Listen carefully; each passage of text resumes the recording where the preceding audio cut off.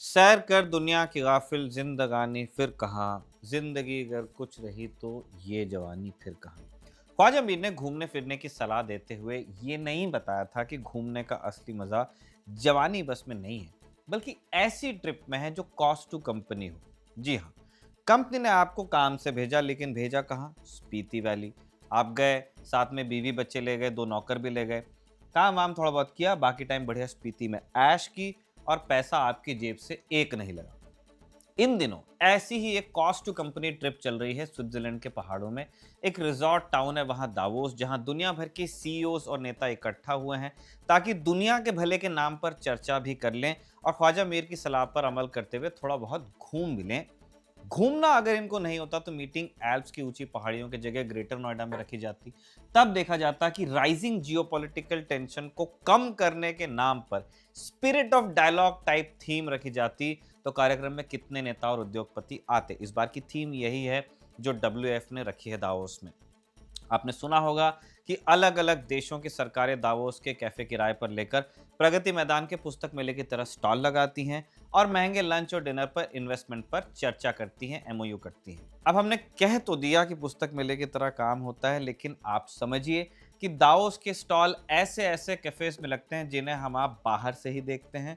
अंदर जाते भी हैं तो एक पानी बोतल और एक कॉफी में दो आदमी खत्म करके बाहर आ जाते हैं। बहुत पैसा खर्च होता है इसमें। लेकिन दावोस में होने वाले वर्ल्ड इकोनॉमिक फोरम के समिट में सिर्फ पैसे या इन्वेस्टमेंट की बात नहीं होती, ढेर सारी पॉलिटिक्स भी डिस्कस होती है। इस बार की तो थीम ही है दुनिया भर में फैले जियोपॉलिटिकल टेंशन को लेकर, और यही टेंशन न्यूट्रल स्विट्जरलैंड की जमीन पर देखने को मिल रहा है। कई नेता ट्रंप का नाम लेकर खुला विरोध कर रहे हैं, बयान दे रहे हैं और प्लान्स बन रहे हैं, डील्स क्रैक होने का ऐलान हो रहा है। इमानुएल मैक्रोन ने तो नीला चश्मा पहनकर ट्रंप को बुली कह दिया, बोले कि यूरोप किसी से डरेगा नहीं।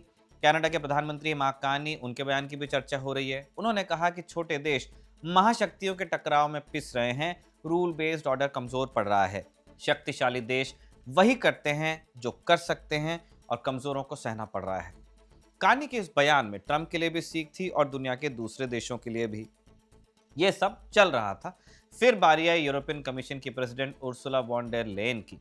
उन्होंने ऐलान किया कि यूरोप भारत के साथ ऐतिहासिक डील करने जा रहा है, जिसे मदर ऑफ ऑल डील्स कहा जा रहा है। ऐलान हुआ दावोस के मंच से, ऐलान किया ईयू की मुखिया ने, लेकिन इसमें हिंदुस्तान की भी भागीदारी दुनिया ने नोट की है, क्योंकि ईयू अकेला इस डील में शामिल नहीं है। भारत भी दशकों से इस डील को परस्यू कर रहा था और ये डील ऐसे समय में फाइनल हुई है जब यूरोप की तरह भारत ट्रंप के टैरिफ से परेशान है। 25% बेसिक टैरिफ है, 25% रशियन ऑयल को लेके पेनल्टी है, 15% ईरान के साथ धंधा करने पर लगाने की धमकी दी जा रही है ट्रंप की ओर से, और इस सब के ऊपर 500% वाला विधेयक पेंडिंग है जो रूसी तेल खरीदने वाले देशों पर ही लगेगा। इसलिए ईयू के साथ जो डील हुई है उसे ट्रंप को भारत और यूरोप के संयुक्त साझा जवाब के तौर पर देखा जा रहा है, क्योंकि ग्रीनलैंड के मसले की वजह से यूरोप पर भी अमेरिका का बहुत प्रेशर है। इसलिए आज के शो में हम जानेंगे कि क्या ट्रंप ने अपने रवैये से अपने ही पैर पर कुल्हाड़ी मार ली है, भारत और ईयू ने इसी समय ये डील फाइनल क्यों की, और बताएंगे कि ट्रंप और इमानुएल मैक्रो की आपस में क्या लड़ाई चल रही है। ट्रंप ने उनका पर्सनल चैट वाला स्क्रीनशॉट सोशल मीडिया पर डाल दिया था। ये सब विस्तार से बात करेंगे। आप आराम से बैठिए, या अगर खड़े हैं तो खड़े खड़े देखिए फ़ोन पे। ये खबरगांव का डेली इंटरनेशनल बुलेटिन राजदूत है, और नमस्कार आपको स्वीकार करना है निखिल का।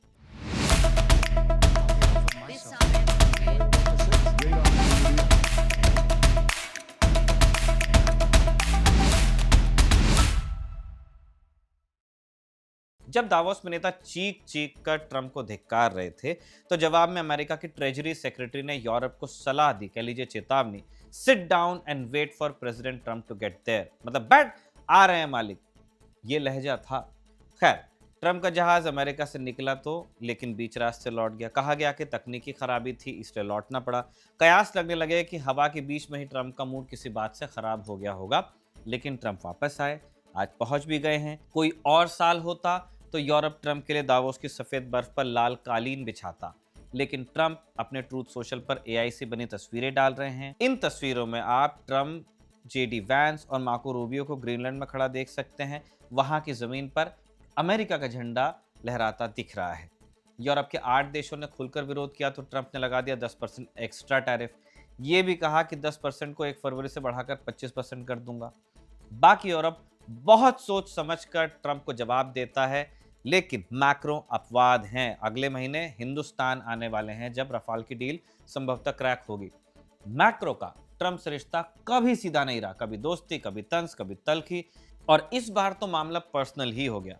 मैक्रो ने ट्रंप को पर्सनल मैसेजेस कुछ किए थे किसी ऐप पर, कोई डिप्लोमेटिक नोट नहीं था, एक सिंपल संदेश था जो एक व्यक्ति दूसरे व्यक्ति को दे दिया करता है। उसमें लिखा था मैक्रो ने, my friend, we are totally in line on Syria, we can do great things on Iran, I do not understand what you are doing on Greenland. यानी सीरिया पर हम साथ हैं ही, ईरान पर भी मिलकर साथ काम कर लेंगे, लेकिन ग्रीनलैंड में आप क्या कर रहे हैं हमें समझ नहीं आता।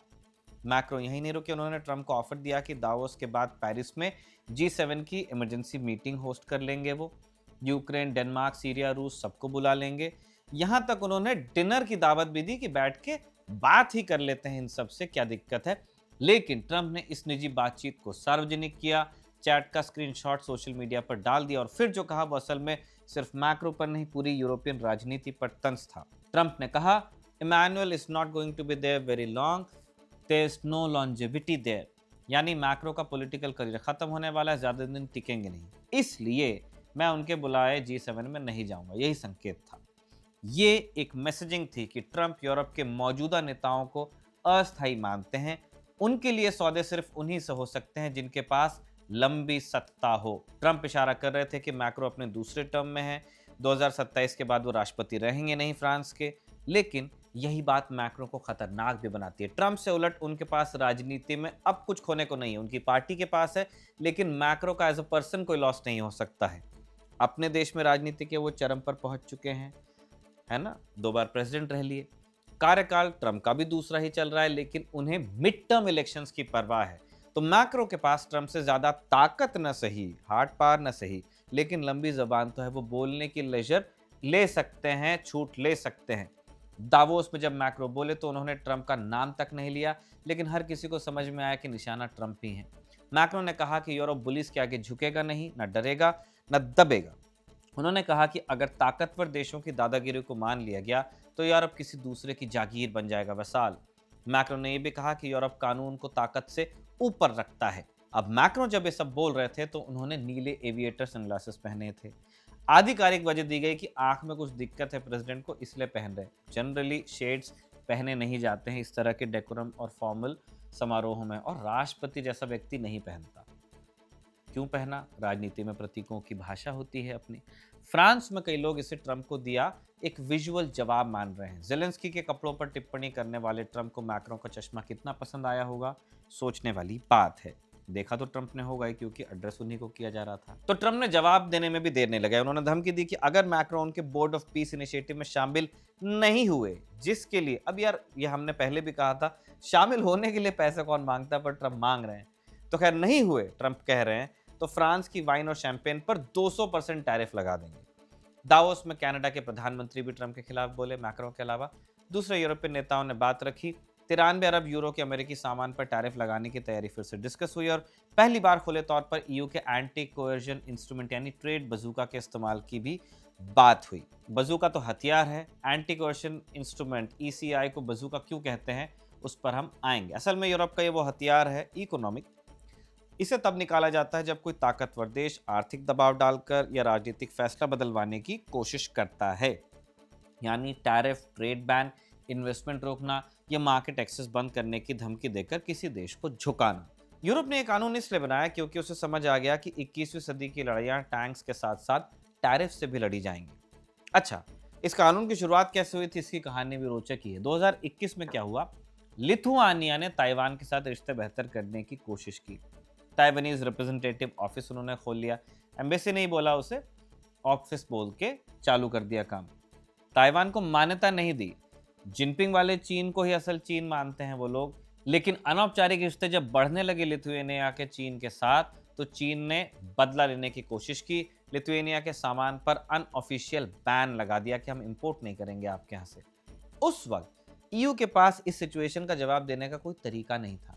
27 देशों की सहमति चाहिए थी, फिर WTO की सहमति चाहिए थी, और ये सब होते होते तो नुकसान हो जाता। तब यूरोप ने तय किया कि अब एक फास्ट और सेंट्रलाइज तरीका बनाना पड़ेगा, एंटी कोएशन इंस्ट्रूमेंट यानी एसीआई ऐसे बना। इसका मतलब ये नहीं है कि ईयू इसे हर बार इस्तेमाल कर लेता है जब जब प्रेशर पड़ता है। मतलब इसका ये है कि ईयू अब ये कह सकता है कि अगर तुमने हमें डराने की कोशिश की, ज़्यादा 3-5 आपने किया, तो जवाब सिर्फ बयान नहीं होगा, सीधा नुकसान होगा। इस कानून के इस्तेमाल से ईयू किसी देश के खिलाफ सीधे टैरिफ बढ़ा सकता है, लेकिन ये सबसे हल्का कदम होगा। असली ताकत इसके आगे है। ईयू उस देश की कंपनियों को यूरोपियन गवर्नमेंट टेंडर से बाहर कर सकता है। जो ईयू ने लोन्स दिए हुए हैं यूएस के मामले में, उनको मांग सकता है। सोचिए, अगर अमेरिकी कॉरपोरेशंस को यूरोप के बड़े इंफ्रास्ट्रक्चर, डिफेंस या टेक टेंडर से बाहर कर दिया जाएगा, तो कितना बड़ा झटका लगेगा अमेरिका को। ईयू उस पर्टिकुलर देश की सर्विसेज पर भी रोक लगा सकता है, खासकर डिजिटल और टेक सेक्टर में। यानी टेक प्लेटफॉर्म्स हैं, क्लाउड सर्विसेज हैं, फाइनेंशियल सर्विसेज हैं, उन पर एक रेगुलेटरी दीवार खड़ी की जा सकती है। बिजनेस करने से मना नहीं करते हैं, लेकिन रूल ऐसा बना देंगे कि हो नहीं पाएगा। यूएस के लिए ये एक बहुत सेंसिटिव मामला है। ईयू किसी देश के इन्वेस्टमेंट पर भी पाबंदी लगा सकता है, यानी उस देश की कंपनियां यूरोप में नई फैक्ट्रियां नहीं लगा पाएंगी या मौजूदा निवेश पर सख्त शर्तें रख जाएंगी। लॉन्ग टर्म स्ट्रेटेजिक चोट होती है। ईयू इंटेलेक्चुअल प्रॉपर्टी और लाइसेंसिंग पर भी असर डाल सकता है, उसके लिए भी कदम उठा सकता है। यानी पेटेंट्स, टेक ट्रांसफर और स्टैंडर्ड्स के जरिए दबाव बना सकता है। ये वो इलाका है जहां यूरोप बहुत ताकतवर है, क्योंकि ग्लोबल स्टैंडर्ड्स बनाने में ईयू की बहुत बड़ी भूमिका रहती है। अगर अमेरिका एक मानक है बहुत सारी चीज़ों में, तो क्वालिटी के मामले में, स्टैंडर्ड के मामले में ईयू भी एक मानक है। सबसे अहम बात, ये सब करने के लिए ईयू को डब्ल्यूटीओ के थ्रू नहीं जाना पड़ता, जहां पे यूएस भी बैठा हुआ है। एसीआई यूरोप को यह अधिकार देता है कि वो खुद तय करे कि उसके साथ ज़बरदस्ती हो रही है या नहीं, और फिर जवाब देना है या नहीं। यानी फैसला ब्रसल्स में होगा, जिनीवा में नहीं होगा। अब सवाल यह है कि इसे ट्रेड बजूका क्यों कहा जाता है? इसलिए कहा जाता है क्योंकि ईयू ने इसे अभी तक कभी इस्तेमाल नहीं किया, लेकिन सब जानते हैं कि अगर इसे इस्तेमाल किया जाएगा तो ऑलमोस्ट न्यूक्लियर डिटरेंस की तरह का ये एक इफेक्ट पैदा कर सकता है आर्थिक जगत में। इस्तेमाल से ज़्यादा डर इसका मकसद है, एक डिटरेंट इस्टेब्लिश करना इसका मकसद है। सामने वाले को ये सोचने पर मजबूर करना मकसद है कि अगर उसने एक कदम गलत बढ़ाया तो यूरोप पूरे सिस्टम के साथ पलटवार कर देगा। यूरोप के सामने इससे पहले कई चुनौतियां आई, लेकिन ग्रीनलैंड के मामले में पहली बार हुआ है कि यूरोपियन नेता खुले तौर पर कह रहे हैं कि एसीआई पर भी बात होनी चाहिए, इसे भी यूज़ करने के बारे में सोचना चाहिए। ये एक बहुत बड़ा हिंट है। मतलब ये बिल्कुल नहीं है कि ईयू कल ही इसको एक्टिवेट करेगा। इसका मतलब यह है कि अमेरिका की हर अगली टैरिफ धमकी अब एक इनहेरेंट रिस्क के साथ आएगी कि जितना आप टैरिफ करोगे उतना वहाँ एसीआई डिस्कस होगा। तो एक तरफ तो आर्थिक जगत के न्यूक्लियर डिटरेंट की बात यूरोप में हो रही है, लेकिन सब जानते हैं कि ट्रम्प जिद्दी हैं, अकड़ू आदमी हैं। शायद ये उन्हें काउंटर करने के लिए काफ़ी नहीं हो। इसलिए यहाँ होती है हिंदुस्तान की एंट्री, क्योंकि हिंदुस्तान ट्रंप की हरकतों को अच्छी तरह से देख भी रहा है, भुगत भी रहा है। इसलिए दावोस में एक और कहानी चल रही है पैरेलल। यूरोपियन कमीशन की president Ursula von der Leyen मंच पर आई वहाँ। उन्होंने कहा कि ईयू और हिंदुस्तान एक ऐतिहासिक ट्रेड डील के बेहद करीब हैं, और उन्होंने इसे मदर ऑफ ऑल डील्स कहा। ईयू और हिंदुस्तान को मिलाकर 2 अरब लोगों का मार्केट है, दुनिया के लगभग 1/4 जीडीपी रिप्रेजेंट करते हैं ये। और उन्होंने साफ कहा, उर्सुला ने, कि यूरोप उन जगहों के साथ बिजनेस करना चाहता है जहां ग्रोथ है, लैटिन अमेरिका से लेकर इंडो पैसिफिक तक, और दुनिया यूरोप को चुनने के लिए तैयार है। तो कुल मिलाकर दावोस में ऐसे बयान और फैसले सामने आए हैं जिनसे ट्रंप को दिक्कत होनी है। इसलिए सवाल उठ रहा है कि क्या ट्रंप अपनी ताकत दिखाने के चक्कर में रणनीतिक गलती कर बैठे? क्या ग्रीनलैंड पर जिद और टैरिफ की धमकियों ने अमेरिका को मजबूत करने के बजाय उसे अकेला करना शुरू कर दिया है? अब इस पर आते हैं। ट्रंप की राजनीति डायरेक्ट रही है, दबाव डालो, सामने वाले को झुकाओ और फिर डील अपने हिसाब से कर लो। पहले कार्यकाल में उन्होंने यही किया था, चीन पर टैरिफ, यूरोप पर टैरिफ, नेटो को धमकी, और कई बार सामने वाला झुका भी। लेकिन इस बार दुनिया वैसी है नहीं, आजिज आ रही है तो जवाब देने के रास्ते खोज रही है। कोविड के बाद की सप्लाई चेन का जो क्राइसिस आया, यूक्रेन वॉर, मिडल ईस्ट की लड़ाइयाँ, और सबसे ऊपर चीन का उभार, इस बार हर बड़ा खिलाड़ी विकल्प तलाश रहा है। इसलिए वेस्ट की दुनिया ग्रीनलैंड को जमीन का मुद्दा नहीं बल्कि संप्रभुता का मुद्दा मान रही है, उस तरह से डील कर रही है। संप्रभुता का मुद्दा है भी। अगर अमेरिका खुलेआम एक नेटो देश के इलाके पर दबाव बनाकर कब्जे की बात कर सकता है, तो कल को कोई और ताकत भी यही करेगी। यही वजह है कि डेनमार्क से लेकर फ्रांस तक और जर्मनी से लेकर स्पेन तक यूरोप इस बार पीछे हटने को तैयार नहीं दिखा है। ट्रंप को शायद लगा था कि 10% टैरिफ सुनते ही विरोध ठंडा पड़ेगा, लेकिन उल्टा हुआ, विरोध और तेज हो गया। उन्होंने यूरोप को अलग अलग देशों में बांटकर देखने की कोशिश की, लेकिन ग्रीनलैंड ने यूरोप को एक मुद्दा दिया साथ आने का, एक ऐसा मुद्दा जहां वो अपनी जनता को भी समझा सकते हैं कि लड़ाई सिर्फ ट्रेड की नहीं है, सम्मान की है। आप इस इमोशनल अपील का असर भी देख रहे हैं। ग्रीनलैंड, डेनमार्क समेत यूरोप के कई देशों में ट्रंप के खिलाफ गुस्सा है, जनता बाहर आ रही है, ट्रंप मुर्दाबाद के नारे भी लगे हैं। यही वजह है कि मैक्रोन जैसे नेता जो आमतौर पर डिप्लोमैटिक लैंग्वेज यूज करते हैं, इस बार खुलकर बोले। उन्होंने कहा, we don't give in to bullies. Trump ने शुरुआत से ही टैरिफ को हथियार की तरह इस्तेमाल किया, लेकिन शायद उन्होंने ये कंसिडर नहीं किया कि टैरिफ वहीं असरदार होते हैं जब सामने वाला निर्भर हो। पिछले कुछ सालों में यूरोप ने अमेरिकी निर्भरता कम करने की कोशिश की है। एलएनजी हो या टेक्नोलॉजी हो, यूरोप की निर्भरता जो असली है वो सिक्योरिटी के मामले में रह गई है। अब अमेरिकी हथियार और अमेरिकी सैनिक, इनके बिना यूरोप अपना वजूद नहीं सोच पाता, इसलिए यूरोप ने बहुत सोच समझकर कभी जवाब दिए थे। असली चोट ट्रंप को वहां लग रही है जहां उन्होंने शायद ध्यान नहीं दिया था, हिंदुस्तान। ट्रंप ने भारत पर 25% टैरिफ लगा के रखा है।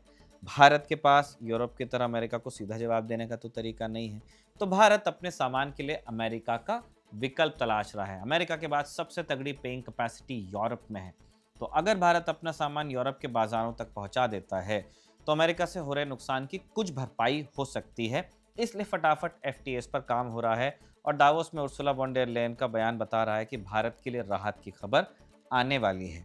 ईयू और भारत की ट्रेड डील दशकों से अटकी हुई थी। 2007 में बातचीत शुरू हुई, 2013 में ठप पड़ी, 22 में दोबारा शुरू हुई, अब ट्रंप के कर्म से फाइनल हुई है। अमेरिका की अनिश्चितता ने यूरोप को मजबूर किया कि वो नए भरोसेमंद पार्टनर ढूंढे और भारत इस वक्त वही पार्टनर है। बड़ा बाजार है, तेजी से बढ़ती अर्थव्यवस्था है, चीन का विकल्प बनने की क्षमता है, कम से कम इन थ्योरी, और सबसे बड़ी बात स्ट्रेटेजिक ऑटोनॉमी। भारत किसी ब्लॉक का हिस्सा नहीं बनना चाहता और यही बात यूरोप को आकर्षित करती है। कुछ बातों में जरूर अमेरिकी दबाव ने भारत को अपने फैसले बदलने पर मजबूर किया है, लेकिन भारत किसी कैंप का परमानेंट मेंबर नहीं है, ये बात भी यूरोप को क्लियर है। भारत के लिए भी ये डील सिर्फ एक्सपोर्ट बढ़ाने की बात नहीं है, ये भारत की उस स्ट्रेटेजी का हिस्सा है जिसमें वो खुद को ग्लोबल सप्लाई चेन का जरूरी हिस्सा बनना चाहता है। ऑल्सो यूरोप एक मैच्योर मार्केट माना जाता है। अगर वहाँ आप ऑर्डर्स पूरे कर सकते हो, उनके गोल्ड स्टैंडर्ड पे कसे हुए जो मानक हैं वहाँ तक के जा कर के अगर आप मैन्युफैक्चरिंग कर सकते हो, तो वो भारत के लिए एक अच्छी चीज़ है। फिर आपके लिए दुनिया का कोई मार्केट अछूता रह नहीं जाएगा। Textile, footwear, James, jewellery, pharma, IT, ये सब वो सेक्टर्स हैं जहाँ भारत लंबे समय से यूरोप में और डीप पेनिट्रेशन चाहता है। बदले में यूरोप चाहता है कि उसके ऑटोमोबाइल, उसकी वाइन, स्पिरिट्स और जो हाई एंड मैन्युफैक्चरिंग है उसको इंडियन मार्केट्स में आसान रास्ता मिले। पहले यही टकराव था, अब यही समझौता बन रहा है। जब उर्सुला वॉन डेर लेयन कहती हैं कि ये मदर ऑफ ऑल डील्स है, तो वो सिर्फ आकार की बात नहीं कर रही, वो सिग्नल दे रही हैं कि यूरोप अब अपनी ग्रोथ अमेरिका की मर्जी पर नहीं छोड़ेगा। 2 अरब लोगों का मार्केट होगा, लगभग 25% ग्लोबल जीडीपी रिप्रेजेंट होगी। तो अगर ये डील साइन हो जाती है तो अमेरिका के लिए साफ संदेश होगा कि टैरिफ से दुनिया को लाइन में नहीं खड़ा किया जा सकता। इस साल गणतंत्र दिवस के मौके पर इस डील को फाइनल होना है। उसी दौरान यूरोपियन मेहमान हिंदुस्तान आ भी रहे हैं, ढेर सारी मीटिंग्स प्लान हैं। भारत अपनी संप्रभुता का उत्सव मनाएगा तब, और उसी दिन यूरोप उसके साथ एक नई साझेदारी पर दस्तखत कर रहा होगा, या उस मौके के इर्द गिर्द। ये भी संयोग नहीं है कि उर्सुला वॉन डेर लेयन और यूरोपियन काउंसिल के प्रेसिडेंट दोनों हिंदुस्तान आ रहे हैं। सिर्फ औपचारिकता नहीं है, ये सिग्नल है कि यूरोप भारत को सेकेंडरी पार्टनर नहीं, प्राइमरी पार्टनर की तरह भी देखता है, और ये सिग्नल पक्का ट्रंप तक तो पहुंचेगा ही। उनको नहीं बुलाया।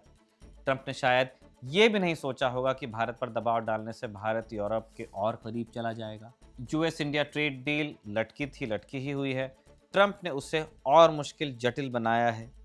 इसी कॉन्टेक्स्ट में पूछा जा रहा था कि जब ईयू से भारत नजदीक चला गया तो क्या ट्रंप ने अपने ही पैर पर कुल्हाड़ी मारी है? अब इस एक सवाल का जवाब बहुत सिंपल नहीं है, ना ही हम एक लाइन में दे सकते हैं। ट्रंप अभी भी दुनिया की सबसे बड़ी अर्थव्यवस्था के राष्ट्रपति हैं, आकार में भी, ताकत में भी। डॉलर अभी भी किंग है, अमेरिकी मार्केट अभी भी सबसे बड़ा है, यूएस आर्मी या यूएस की जो मिलिट्री फोर्सेस हैं अभी भी सबसे ताकतवर हैं। जो बदला है वो भरोसा है, और भरोसा एक बार टूटता है तो उसे वापस जोड़ना बहुत मुश्किल होता है। ग्रीनलैंड की जिद ने यूरोप को याद दिला दिया है कि अमेरिका दोस्त भी हो सकता है और दबाव बनाने वाला भी, एक बुली भी।